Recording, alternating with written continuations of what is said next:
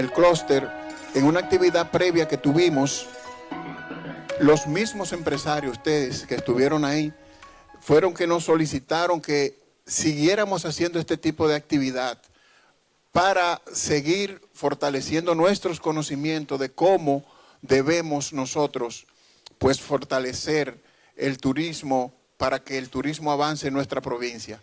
Desde ese momento, entonces nos pusimos a pensar cómo debía ser nuestra próxima actividad. Y evidentemente, señores, desde el mismo momento en que comenzamos a planificar, decidimos que una persona extraordinaria, que además es miembro del clúster turístico productivo de Baní desde que estábamos en nuestros inicios, o sea, éramos comité gestor cuando nos conocimos en el Centro Cultural Perelló, que don Fran vino a disertar ahí sobre el proyecto Punta Arenas. Desde ese mismo momento se interesó por pertenecer al clúster y ha sido miembro del clúster activo. Entonces, pensamos en don Frank Rainieri. Un aplauso para don Frank. Evidentemente, cuando le propusimos la actividad, no se pensó dos veces. Sí tuvimos que posponer, don Frank, un par de veces por los compromisos suyos, pero eso fue un sí inmediato. Y aquí lo tenemos. Señores, yo creo que hoy, ustedes como empresarios, nosotros como empresarios de la provincia, tenemos una gran oportunidad con don Frank de sacarle todo ese provecho que podamos, porque ya, como dije anteriormente, tiene toda una experiencia vivida de un destino desarrollado, el más importante del país, del Caribe y de muchas partes de América, de la América completa. Entonces, don Fran, bienvenido a este conversatorio. Decirle que en principio le dijimos que disertara con una charla y él mismo fue que sugirió, yo no quiero charla, vamos a hablar, vamos a hacer de esto un diálogo.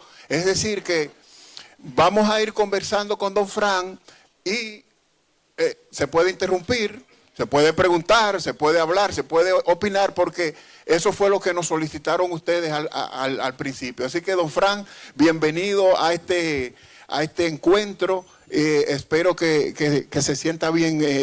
Está en su casa y nosotros en la nuestra, o sea que estamos en Punta Arenas, así es que bienvenido. Bien, muchísimas gracias, Juan, y a todos ustedes por esta invitación. Para mí es un placer compartir mis experiencias.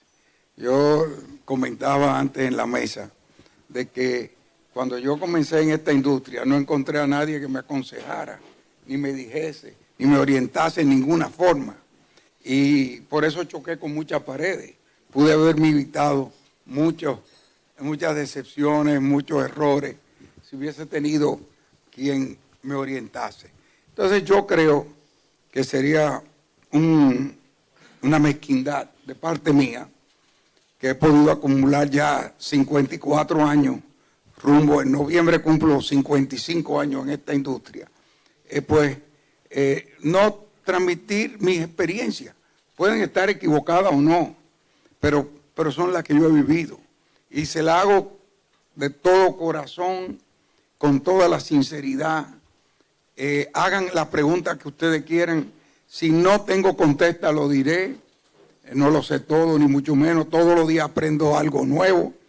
Pero lo poco que he aprendido, pueden estar seguros que se lo voy a transmitir con muchísimo gusto. Sí, gracias. El turismo, yo siempre les recuerdo porque me invitan en Guatemala, en Honduras, en Panamá, en Estados Unidos, en Londres en una ocasión, en Madrid, en Málaga en otra ocasión, hacer conferencias o charlas o lo que sea. Y no olvido nunca que hubo uno de esos países donde me preguntaron, pero ¿usted está promoviendo el turismo en este país que puede convertirse en competencia para Punta Cana y para su país?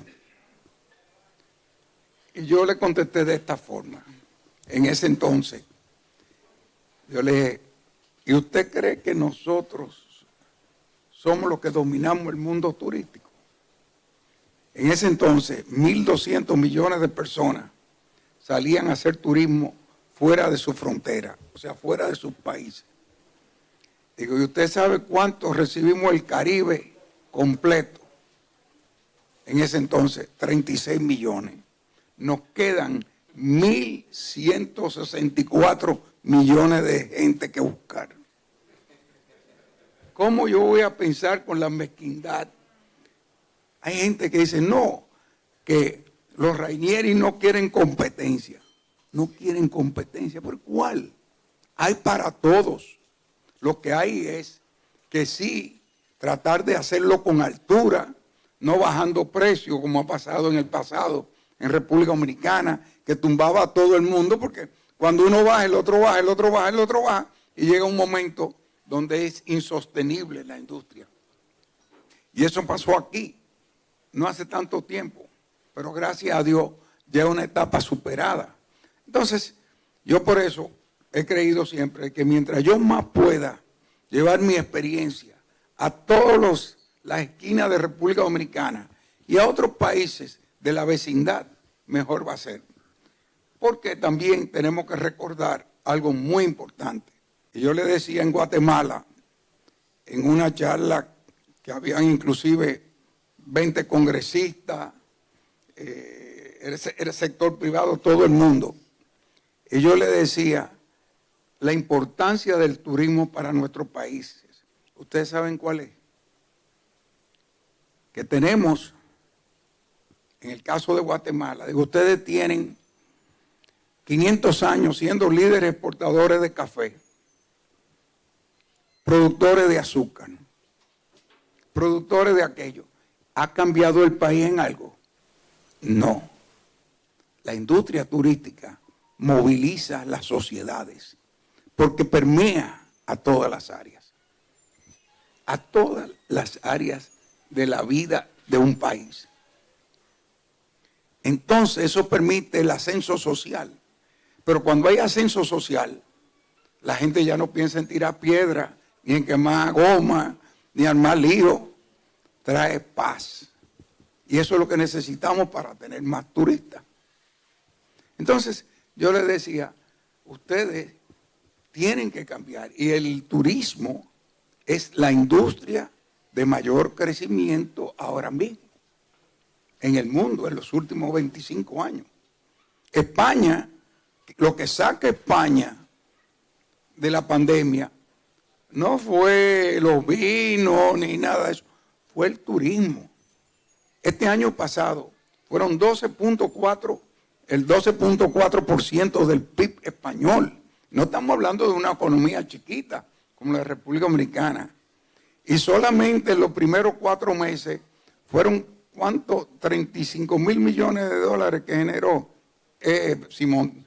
Salieron estos días las cifras. En otras palabras, es una industria en crecimiento mundial. ¿Por qué? Porque tenemos todos los días más gente que entra en la clase media. Y tenemos un celular que nos lleva al mundo. Y comenzamos a ver, y lo primero que tú dices, pues yo me quiero dar un viajecito. Eso es de todo el ser humano, no importa de dónde sea. Entonces va a seguir creciendo, porque es ya parte de la expectativa de ser un ser humano. Y lo más interesante es que después que usted lo prueba la primera vez, le gusta y quiere seguir, ya sabe.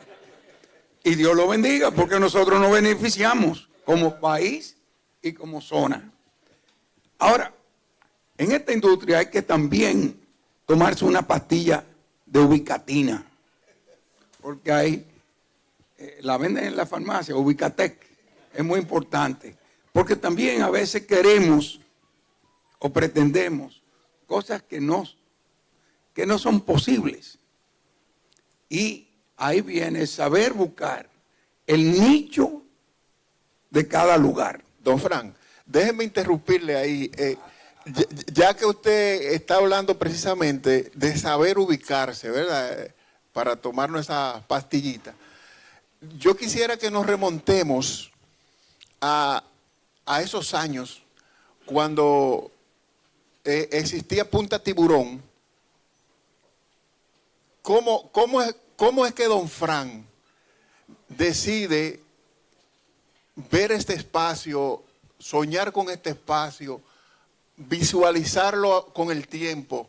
¿Cómo es que don Fran llega a ese sitio maravilloso y lo convierte luego en Punta Cana? Mira, hay dos cosas que debo señalar. La primera es que yo siempre uso el término el hombre y sus circunstancias. Yo tenía 24 años de edad, no estaba pensando en turismo, era parte de una compañita de tractor y avioneta, preparaba tierra, fumigaba con avioneta. Aquí, en esa época, bueno, ustedes no habían nacido o eran muy niños, hubo un momento donde los plátanos subieron de precio a 3 cheles cada uno, y en Asua estaban la famosa guineera, y el Estado la había adquirido, de la Dominican Fruit se llamaba. Y el presidente de la República, Balaguer, pues claro, ante eso la estaban presionando, salió, hizo un discurso y dijo que el secretario de Agricultura no podía ser de escritorio y que tenía que bajar los plátanos y tenía que sembrar el país. Esa tierra la desmontamos nosotros y la sembramos en 90 días, sembramos 15,000 tareas. Una locura, trabajando 2 turnos, 16 horas al día, para que al ministro de ese entonces no lo quitaran. Nosotros nunca le habíamos trabajado al gobierno, pero él era amigo nuestro, era una persona amiga. Está vivo todavía. Y me dijo, mira, estoy ahogado. Y nos metimos ahí a trabajar 16 horas al día. Yo creía que la agricultura era el futuro del país, era lo que me gustaba. Pero ahí viene el hombre y sus circunstancias. Resulta que un pariente mío en Puerto Rico, Teoscar Inver, era amigo de unos norteamericanos, y estos norteamericanos no hablaban español. Y le dijeron, vamos a República Dominicana, a tu país, y porque tenemos que buscar un lugar para hacer una escuela de marinos mercantes. Oigan bien, nada que ver con turismo. Y si tú conoces a alguien que nos pueda ayudar, dice, yo tengo un sobrino que tiene un negocio y él en su tiempo libre lo ayuda. Y me llama. Y yo ayudo a los americanos. Como yo tenía una compañita de fumigación, teníamos 6 avionetas de fumigación y una de 4 pasajeros para trasladarnos, porque teníamos avionetas en la Cruz de Manzanillo, teníamos en Oviedo para el algodón, teníamos en Angelina, en Cotuí, teníamos en La Caña, en Romana, en Consuelo, o sea, en todo el país. Entonces teníamos que desplazarnos por los diferentes sitios. Y en esa avionetica él salió con uno de los pilotos y en ocasiones yo iba a darle la vuelta al país. No encontraron el lugar, bueno, lo encontraron, pero Balaguer le dijo que no, que era la bahía de La Gina, en Sabana de la Mar. Y Balaguer le dijo, no, ahí yo tengo un proyecto agrario. Gracias a Dios que le dijo que no, porque si no lo que hubiera habido es una escuela de marinos mercantes. Y por eso digo, el hombre y sus circunstancias.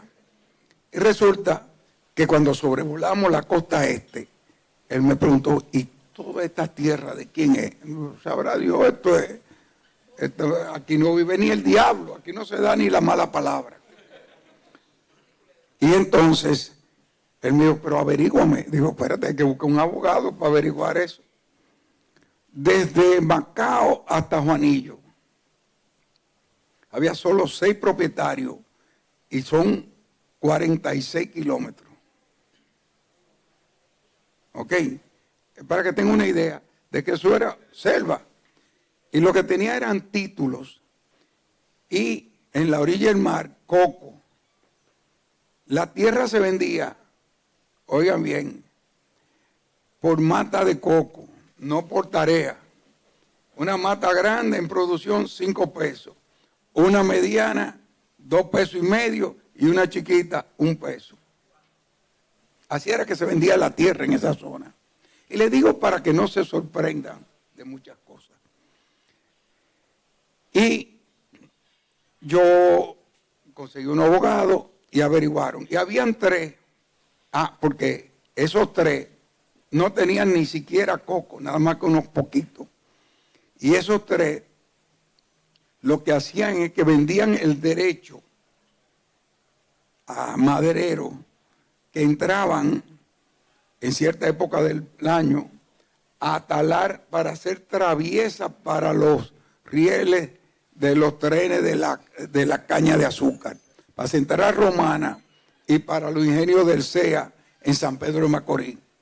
Y para sacarla, como no había carretera, la sacaban en goleta por Juanillo, lo que hoy Capcana, y por Cabeza de Toro, donde se celebran los torneos de pesca. En goleta la llevaban aquí. Quizá algunos de ustedes, los jóvenes, no saben ni lo que es una goleta, un barco de vela. Vamos a ponerlo en términos de hoy, un barco de vela. O sea que fíjense a qué nivel estaba eso. Cuando averiguamos, el americano me dice, pregúntale si lo venden. Oh, contentísimo, la vendemos. Y pidieron un precio, y yo, están locos. Pero el americano le dijo, sí, está bien. Y en total eran 63 millones de metros por $250,000.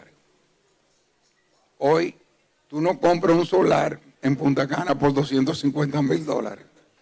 Un solarcito. Pero era lo que había en ese momento. Y entonces me dieron, dile que nos den una opción de compra y le vamos a dar $50,000 por el derecho a la opción de compra. Y los tipos dijeron, sí. Pero cogemos $50,000 y bendito sea. Yo no creo que los que cortaban madera quizás le pagaban $1,000 al año. O sea que, porque en ese entonces sacarla era el gran costo. Bueno, así se compra la propiedad. Y yo dije, esto tan loco. Pero cuando yo aterricé por primera vez en un helicóptero, no había otra forma de llegar, yo me enamoré del sitio. Yo vi todas esas costas. Y no, esto es.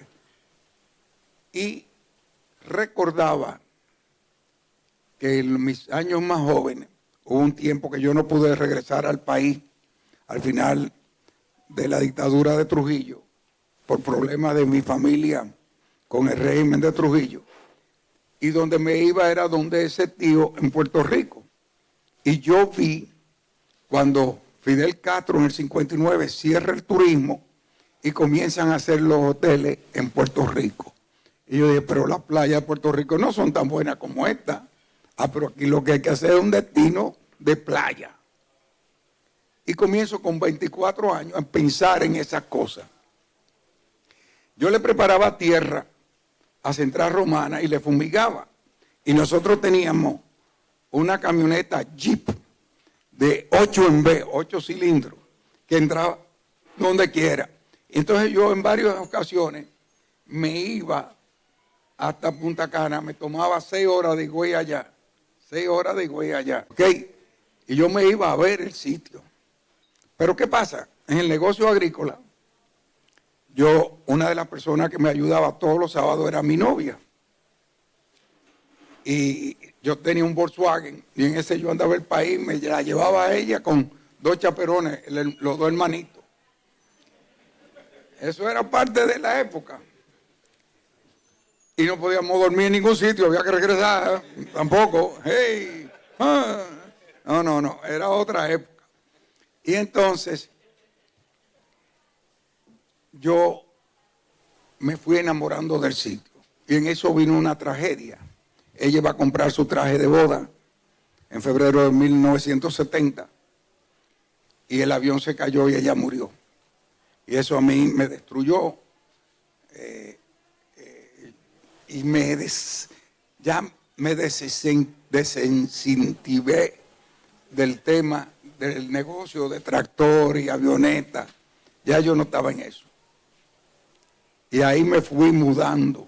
Por eso dije, el hombre y sus circunstancias. Fui mudando y enamorando del sitio. ¿Qué pasa? En junio del 70, a los americanos, después que compraron la tierra, en noviembre 1 del 69, nombraron un americano y me dijeron que querían que yo me quedara como asesor y me ofrecieron pagarme $100 a la semana. Yo ganaba 275 en mi negocio, en dólares. Ahí fue que yo le dije, vamos a casarnos. Por eso es que ya no íbamos a casar. Yo dije, yo soy rico. Balaguer ganaba 800 pesos mensuales, imagínate tú. ¿Y qué pasó? Que en junio llaman al americano que estaba aquí, que era un hombre, un viejo, tenía 57 años. ¡Ay, Dios! ¡Ay, Dios! Este cuento se ha cambiado. Y resulta que cuando fue la primera vez, lo cogieron los mosquitos. En Punta Cana eso era el diablo. Óyeme, y ese tipo vino con fiebre, con todo, listo y servido. Eso es el diablo. Y bueno, nada más volvió una vez más y le pasó lo mismo. Y el tipo lo que me dijo, hazme socio del country club, que voy a jugar golf, hazme socio del club náutico, trajo un velero de 67 pies. Y el tipo dijo, cuando se acaben los cuartos veré qué pasa. Yo, sin embargo, ya había tenido ese interés en conocer más y comencé a pensar qué se puede hacer. Y había leído en la revista Life en español, que era una de las revistas de mayor circulación en el mundo, un artículo sobre una villa pesquera en el Pacífico de México, donde estaban construyendo un hotel para alojar a la gente que iba a filmar una película. Y decía que después de esa película, eso se iba a convertir en un destino turístico. La película, los más viejos se acuerdan, La Noche de la Iguana, con Richard Burton. Y el lugar, Puerto Vallarta, México, que se convirtió en un destino turístico. Y yo dije, esto es lo que hay que hacer ahí. Pues yo tengo 24 años de edad y ni un chele. ¿Ok? Los americanos llaman a una reunión en Nueva York. Y el americano dice, vente conmigo para Nueva York. Porque yo había ido ya 6 veces. Y él nada más había ido 2 veces. Y a la hora salió huyendo. Y en Nueva York están reunidos todos los socios. Y comienzan a hacerle preguntas y él no tiene contesta. Y yo comencé a contestar. Y yo cogí las ideas de Puerto Vallarta. Y por eso es que le digo que hay que escuchar. Y nosotros los que hemos ya tenido una experiencia, transmitir nuestra experiencia. Porque todo está inventado. Lo que tenemos es que escoger las buenas ideas, saberlas escoger y empujarlas. Y por eso es que cuando ustedes quieran me llaman y ustedes pueden estar seguros que yo le voy a dedicar el tiempo, porque lo que quisiera en mi vida es poder colaborar con todo aquel que quiera echar para adelante. Pero bueno, esa es otra parte. ¿Qué pasó? Que yo, cuando estamos en la reunión y le están haciendo la pregunta, después de la tercera, que él se voltea para preguntarme a mí, dejaron de preguntarle a él. Y cuando terminó la reunión, 2 de ellos me agarran y me dicen, ¿cómo me pongo en contacto contigo? Y yo saco mi tarjeta de Agritech, que era como se llamaba la compañita de tractor y avioneta, y se la doy. 2 semanas después, me llaman y me dicen, mira, te queremos invitar a pasar el fin de semana. Me llama uno de ellos, Ted Kill, que fue socio hasta que murió, y sus hijos y ahora sus nietos son de la Junta de Directores de Punta Cana. Y me dice, yo tengo una casa en San Tomás, ven para que te pase el fin de semana del 4 de julio de 1970. Y ahí yo le digo, no, yo no me paso el fin de semana. Yo estaba muy chocado con el accidente, con la muerte de Leslie y todo eso. Entonces yo le dije, yo voy a pasar el día. Inclusive yo fui a Nueva York porque el que iba a ser mi suegro y mi papá me empujaron. Vete, Franquito, coge un aéreo, pásate 3 días en Nueva York, cambia. Y yo fui a San Tomás a pasar el día. Y ahí me dijeron, repíteme lo que tú harías. Y yo le repetí. Pero ya yo fui más preparado. Y ya yo busqué precio, número y todo. Y entonces, al final de la conversación, Ted Keel me dice, ¿cuánto tú ganas? Y yo le dije, la única mentira que le dije a Ted Keel en toda la historia nuestra junta, fueron 40 años casi. Digo, yo gano $800 mensuales. En República Dominicana, en ese entonces, los secretarios de Estado ganaban 500 y Balaguer 800 pesos. Y yo me puse $800. ¿Ok? Y entonces me dice, ok, nosotros queremos que tú vengas a trabajar con nosotros. Y te vamos a pagar $1,200 mensuales. La pierna dicen, por suerte estábamos comiendo y había mantel. Y no, imagínense que yo de ahí salí a comprar un Fiat que me costó $3,200. O sea que me estaban pagando una tercera parte de lo que valía un carro. Y yo le dije que no. Y me dicen, bueno, pero te estamos pagando un 50% más de lo que tú ganas. Y yo le dije, sí, Ted, pero yo siempre dije, yo tenía 24 años de edad, que yo no trabajaría para nadie si yo no era socio. Y Ted me dice, te vendo acciones. Digo, yo no tengo un chele, lo que yo tengo es 500 pesos en Agritech y no me lo van a devolver los otros socios. O 5,000 pesos, qué sé yo, una chilata.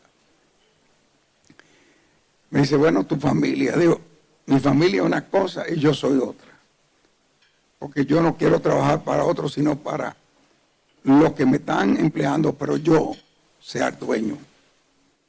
Entonces Ted, que era brillante, a todo esto yo por abajo temblando, digo, ay, si yo dejo volar este filete con el hambre que yo tengo, pero yo me arriesgué. Y me dijo, vamos a hacer lo siguiente, yo te voy a pagar $1,000 mensuales, que es más de lo que tú ganas, y te voy a dar $200 al mes en acciones.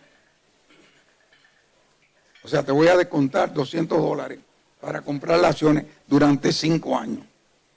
Pero si tú haces lo que tú dices que se puede hacer en el tiempo y el presupuesto, en vez de 5 años a los 2 años, ya, yo no te descuento un chele. Nos dimos la mano y así comenzó la historia de Punta Cana. Una historia que se ha extendido